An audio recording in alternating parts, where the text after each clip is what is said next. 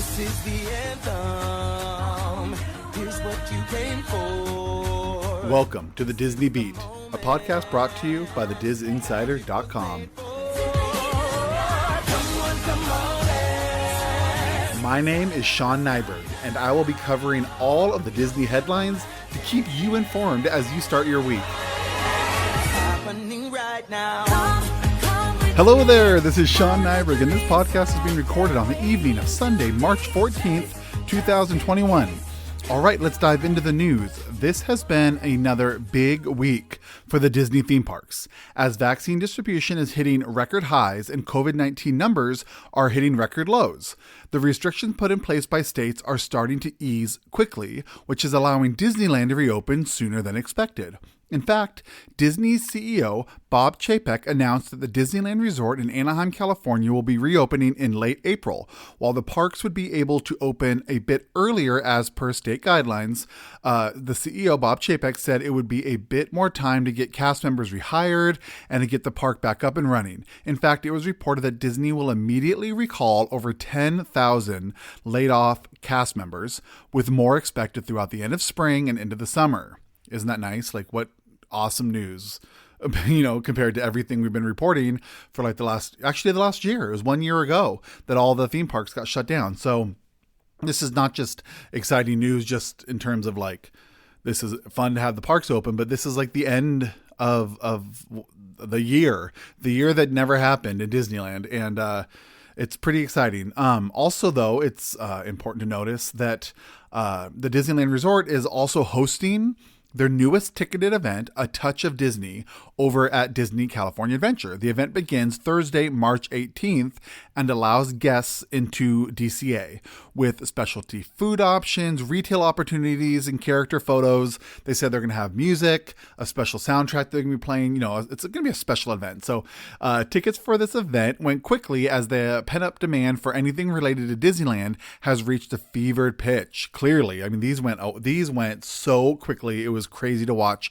I'm not going to be going to this event, but I was watching online when people were trying to get them, and it was crazy. If there's any doubt that people have a desire to get back to the Disney parks, any of that fear that they weren't coming should be gone, because people are lining up even for a $75 event that just gives you an opportunity to buy food and just be in Disney California Adventure without any rides, no shows, and people still are just clamoring to get in there. So that's pretty awesome. It was also revealed that Avengers Campus at Disney California Adventure will open up later this year. The land is has already built, and the major attraction within the land, called Web Slinger, a Spider-Man adventure, is completed and tested. But the capacity restrictions imposed for the park's reopening does not bode well for the grand reveal of a brand new land. Expect Avengers Campus to open once the parks have increased capacity limits. So let's just talk about this all for a minute. So Disneyland, because the numbers in Orange County have dropped numbers. They look at hospitalization rates, the positivity rate, which is the number per 100 that test positive for COVID-19. And they also look at just the new cases and deaths, right? So what they did, they were all at the worst tier, which is purple tier. And Orange County will drop now into the red tier, which would technically allow Disneyland to open here within the next week or so, or even this week, I think. But they aren't going to. And like I said, the two biggest reasons is, the first one, it is going to take a lot of time and effort to get these cast members back, rehired, get the parks reopened. People will think like, the restaurant can open tomorrow. Well, yeah, but before a restaurant can open, not only do they have to rehire cast members, they have to, the ones that don't want to come back or found other jobs, they have to replace those positions. And aside from all that, they've got to contact, the people who bring the raw food in, right? They have to get all that going. They have to get the janitorial system back. All the things doesn't happen overnight, right? Even for like something simple, like a restaurant. So, Disney it's going to take them about a month to get revved back up. And also, I think you'd be very naive if we didn't also point to what I just talked about with that event. So they sold out that event, A Touch of Disney, and for $75 a pop. Now, granted, you get a $25 gift card that can be used for food at the event, and you get $10 parking. But, that's a lot of money, and they sold a lot of those tickets. And so I don't think it would, clearly wouldn't look good. And they probably would have to refund some of the tickets if they opened the whole park before that event finished up. So for those two reasons, which I think, the second reason's a little like, but I mean, it does make sense. But the first reason, especially, they've got to get people back. They got to get them back out there. They got to get the whole infrastructure. Even Disneyland obviously is smaller in terms of size compared to Walt Disney World, but it's like a city in itself, and they don't just flip a switch and everything's just on. It's a process. And, so they got to get people back. They got to get going again. They got to get everything running. They got to replace some of the positions and maybe some people who had found other jobs. And so anyway, the whole process is going to allow them to open at the end of April. Now, there will be a capacity limitation, which initially is going to be 15%. But I do think, and based on looking at the numbers, if the trend continues, Orange County, which is the county that Disneyland is in, will likely be in an orange tier by the end of April, which means they will likely, if the trend continues, be able to open with 25% capacity, which, again, it's still 1/4 of what they can what they can have prior to the pandemic, but it's still decently more than 15%. So with all that said, no date specifically, but end of April, Disneyland is going to open. Let me just hold that with the caveat that, for some reason, which there's no reason to believe it will, but if the numbers just reverse itself and everything gets worse again, that obviously won't happen. But with everything, the way things are trending, the way the vaccines are rolling out, the way that the public is, you can see that the case counts and the positivity rates and everything are dropping due to the vaccine and due to the, some of the behavior changes that the public has made. Looks like it's going to be reopening at the end of April. Looks like that the Touch of Disney event is going to be great. They sold out between mid-March through mid-April. And so that's happening. So very exciting. And then the last thing I did talk about just quickly in the script was Avengers Campus. And, that's completed. It's been completed since like last summer. And they don't want to open it. Kind of the same thing that's going on, and we'll talk about it later in Walt Disney World, is they don't want to open a brand new land during, like, this summer is going to be reopening of a lot of things, and it just doesn't look great, even though the restrictions are lowering. They don't want to just, like, it looks a little, the optics wouldn't be great to be like, and everyone come here, it's like, we're going to open slowly, and we're going to let some people come in, and we're going to kind of ease into this. And so I think the optics would be poor to be like, come everyone to this new Avengers Campus. Also, and this is really the real reason, is, opening a land, yeah, it's a big draw, but one of the biggest things these theme parks get is when they open a new ride or they open a new land is the publicity, and it just serves to pump up attendance for the new whatever land ride. And so, why would they waste that business opportunity when they're going to hit capacity very quickly every day without any kind of new feature or new offering? So it does make a lot of business sense. And for people out there who are going to be mad about it, well, Disney is a business and it doesn't pay its bills through, unicorns and wishes and magic dreams, and so, I think it's a smart move, and I think that once they can open up to, I don't know if they're going to probably wait to 100% capacity, but probably, until it gets pretty high, that they're going to open up that land. But I'm really excited for it, and I can't wait to be there. So that's what's happening at the Disneyland Resort. I feel like Al Roker, and here's what's happening in your neck of the woods. So that's what's happening here in Disneyland, and what's happening over in Walt Disney World is that it was announced that Remy's Ratatouille adventure at the France Pavilion in Epcot's World Showcase, they gave a opening date, and the opening date is going to be October 1st of this year to coincide with Walt Disney World's 50th anniversary. So, like Avengers Campus, the ride is all but completed, but the company is choosing to hold off on an opening the ride till October. Now, this did catch a lot of people off guard. A lot of the vloggers and Disney bloggers who, a lot of people have different opinions on the Disney news community. And, there's some that are better than others and some who, are more clickbaity than others. But the general consensus was amongst everyone, people who are reliable and some people who are just there for the clicks, that this thing was going to probably open in the next month or so. I mean, the rumor has it from reliable sources that this thing's been done since January. I mean, if it wasn't for COVID, it would have been open that last year. But we couldn't spend our whole life saying if it wasn't for COVID. But nonetheless, the ride's done, right? It's done.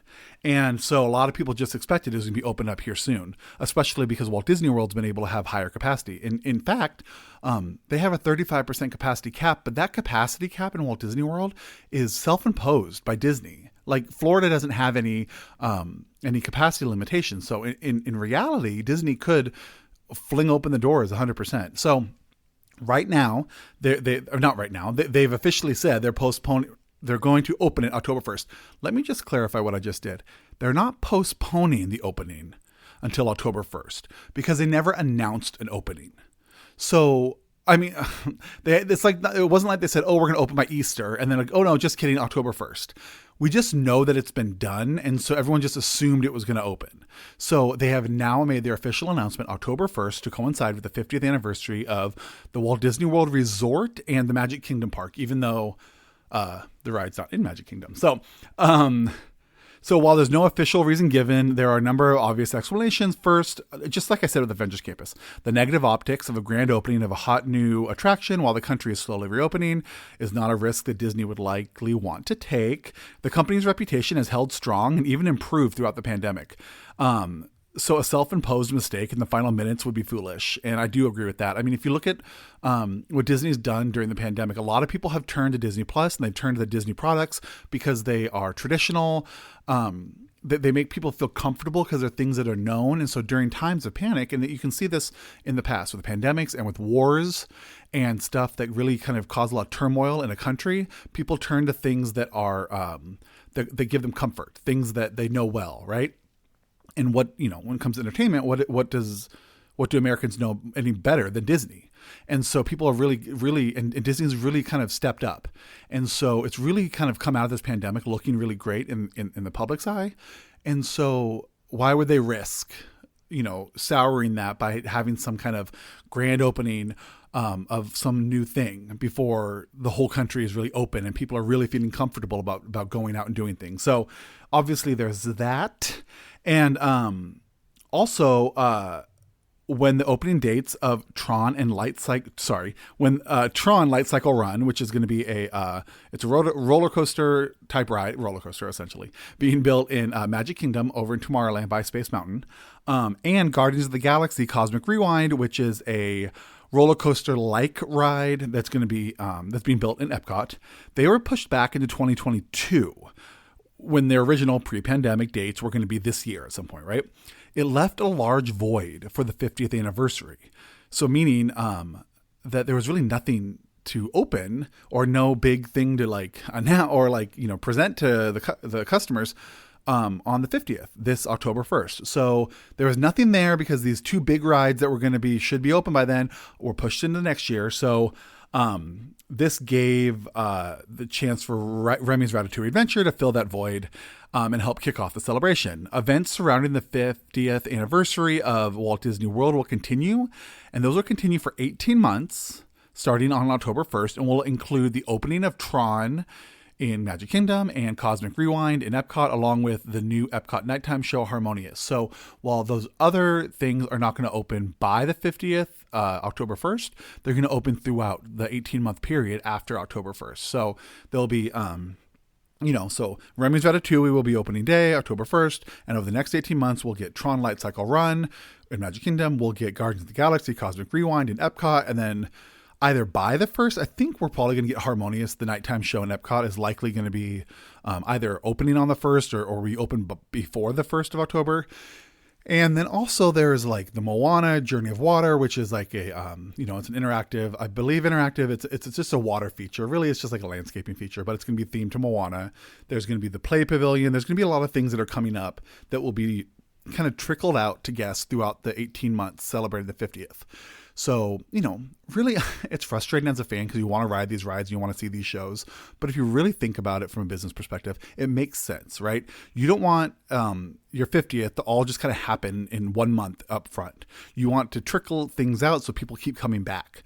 And so that's really what they're going to be doing. Obviously, this was not the plan that they would have had 5 years ago thinking about the 50th, but this is what they've had to adjust to for COVID. So that's what's going on with the two parks, but let's not move too far away from the Disney parks because within the Disney parks division is the Disney Cruise Line. So Bob Chapek, CEO, also revealed this week that the newest ship within the Disney Cruise Line fleet, called the Disney Wish, is set to begin sailing summer of 2022, with the Disney Cruise Line starting to resume operation in fall of this year. Fall of 2021, they're going to start at least getting things going. It's really amazing what they have to do to get cruise lines back, to get cruise lines going again based, the CDC, the Centers for Disease Control, which is in the federal government of the United States, they have certain guidelines and rules for these cruise ships to reopen because cruise ships are, even not during a pandemic, they're known to be kind of like this isn't like this is a horrible thing, like a cesspool of disease. Now, that's terrible, right? But you get the gist. I love cruises and I think they're amazing. But, there's a large number of people in a small confined area. And so, there's always kind of a fear of just regular outbreaks of terrible flu and other things that can happen. So, obviously, they're taking some really strict precautions on all cruise ships, not just Disney. And so Disney it's going to be a very slow rollout, I'm going to say. And it's just pretty amazing. If you actually look at what they have to do to reopen, it's pretty intensive. And so, that's all going to begin in fall of this year. And they're going to have their newest ship is going to be on the seas in a year from this summer. So summer 2022. The Disney Cruise Line, like the theme parks, are huge moneymakers for Disney and help fund long-term projects like Disney Plus and large film franchises. So the reopening of their theme parks along with the cruise line will be a huge relief for Disney. You hear all these things like, Aladdin or Lion King live action remake made $1 billion and this movie made $1 billion. And that's all great and stuff, but first of all, that doesn't include all the money that's taken out to make a film or to advertise a film, and the theaters take a cut of the box office receipts, right? So they do get a lot of money from their films. Don't get me wrong, but just the money making machines in the Disney company are their theme parks and their cruise lines. So, they've basically been hobbled for the last year. So once they're all reopening and Disney's just really excited for that revenue to start kicking back up again. With all that said, there has been some frustrating news across the Atlantic. Disneyland Paris announced that they will not be reopening in early April as expected. April 2nd was actually the date that they had anticipated to reopen. The COVID-19 crisis in Europe has seen a resurgence as new variants collide with a vaccine-weary public. And so this has slowed and in some cases reversed the planned reopening of many European countries. There is no reopening date announced for the Paris parks. So this is, that is a frustrating thing, especially because of the international parks. This is the only park that Disney owns outright. They don't, they share ownership of Shanghai, Hong Kong, and Tokyo Disneyland, Tokyo Disney Sea. So they share in those profits and they share in those losses, right? And so in Disneyland Paris out in France, they own that outright. So they get all the profit, which is great, but they also, assume all the losses too. So this is something I know they really want to get open. There's a lot of construction, a lot of changes going to that park in the Walt Disney Studios park, which is the second park over in Disneyland Paris. So there's Disneyland Park and then there's Walt Disney Studios. It's, think of it roughly like Disneyland and Disney California Adventure. And so there's a lot of growth out there. Either in Walt Disney Studios Park in Disneyland Paris, they are Avengers Campus is almost done. They also are making a Frozen theme land, and eventually they're going to be opening their Galaxy's Edge, their Star Wars land, too. So there's just so much growth out there that I just know that they're just, really wanting to get that stuff open. But there's stuff going on out in Europe right now, which is pretty incredible with COVID. Incredible in the large sense, not incredible in the good sense. And so I really hope things get turned around out there. Hopefully the vaccine participation increases and the variants get under control. So we're really hoping that, obviously we're hoping for the Disneyland Paris parks to open, but we're also just hoping that things can get better for the people of Europe and that, they can really get through this. And so we're praying for that. And we're just really excited for all these big openings for all these different parts of Disney. The division is the Disney Parks, Experiences, and Products. So all right, flipping back to good news. So scratch that. We're going to say flipping back to great news for Disney. It was revealed this last week that Disney's primary streaming service, Disney Plus, has reached over 100 million paid subscribers, an astonishingly high number that no one could have anticipated in only 16 months. That is ridiculous. To put that into perspective, just so you might be going, well, is that a lot? I don't know. HBO Max has only 17 million subscribers, and most of those had HBO cable subscriptions prior to HBO Max, and they were just rolled into the new streaming service. So they have 17 million, and Apple TV Plus has only 10 million subscribers. So doing the math, that means Disney Plus has nearly 6 times the subscribers that HBO Max has, and 10 times the number that Apple TV has. Keep in mind too, that Apple TV Plus was, it's basically installed in a lot of phones, iPhones, Apple TV boxes, laptops. So they really get you in there for all the Apple consumers of their actual products. So, there's a lot of people who probably have Apple TV Plus subscriptions and don't even know they have it. And like I said with HBO Max, a large number of that 17 million are people who had HBO prior just through their cable box that just got an account because they have their cable subscription. They have an account to their streaming. So that's 17, and Disney Plus hit over 100 million. It's very, very, very incredible.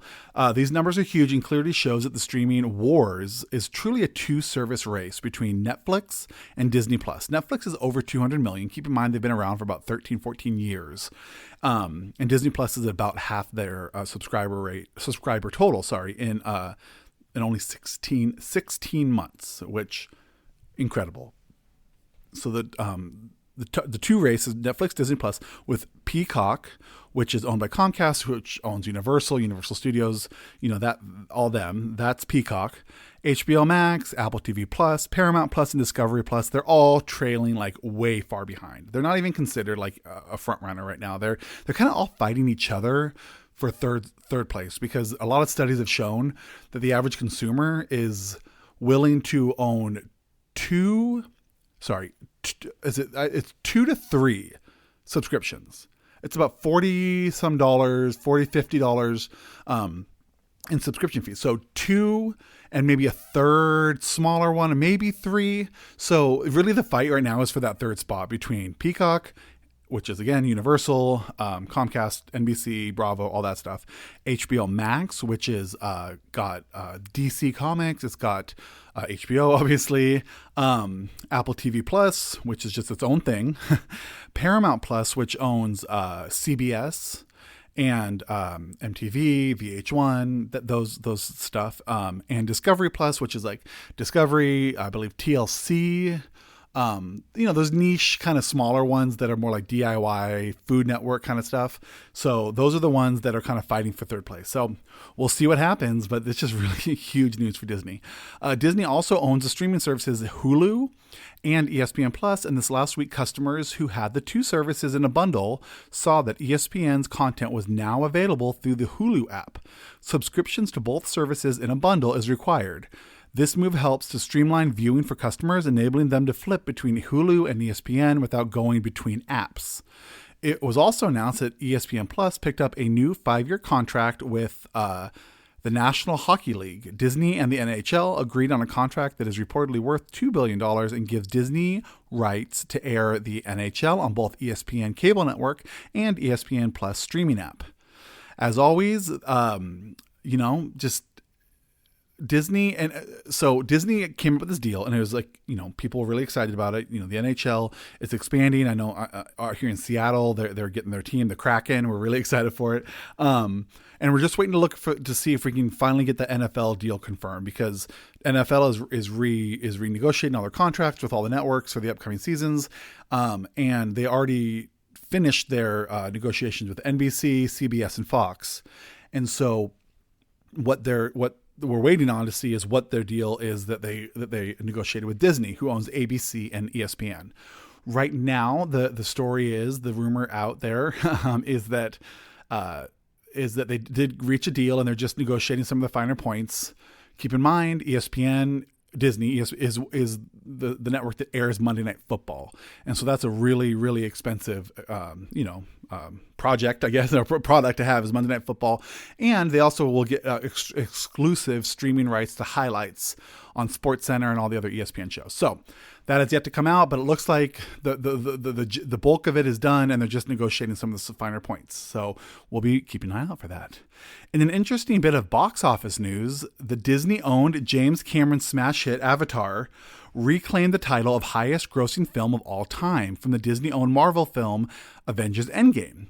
Thanks to a re-release in China, Avatar added an estimated $12.3 million to the total haul in the first 2 days. That was enough to bump Avatar's worldwide gross to $2.802 billion versus Endgame's $2.797 billion. At the end of the day, the big winner is the Walt Disney Company, as they own both of these films.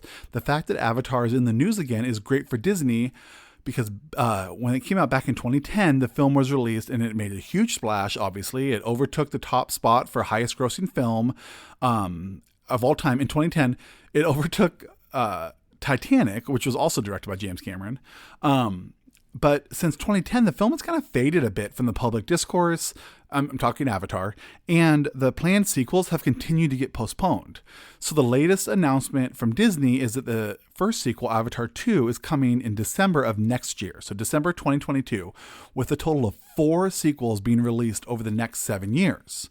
So the news of Avatar's reclamation of the highest grossing film of all time is just the sort of buzz Disney needs to put this film back into the mindset of moviegoers. Since the sequel is still 21 months away, let this mark the beginning of a long marketing push. Congratulations to Avatar. Now let's see if Disney will re-release Endgame to get another round of box office headlines. It was really kind of cool to see. It was really kind of fun. Kind of came out of nowhere to people who weren't really, really looking closely at what they've been doing with these films.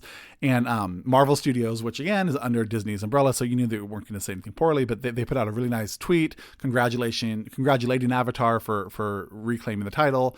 And so, just kind of a cool story. And it's just kind of funny to look at, especially considering that Disney owns both of them. So the real winner, Disney.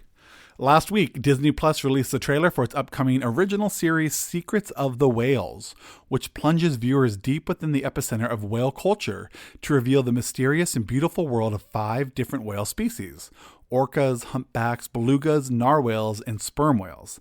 The 4-part series from National Geographic is executive produced by, you guessed it, James Cameron, and narrated by award-winning actress and conservationist Sigourney Weaver.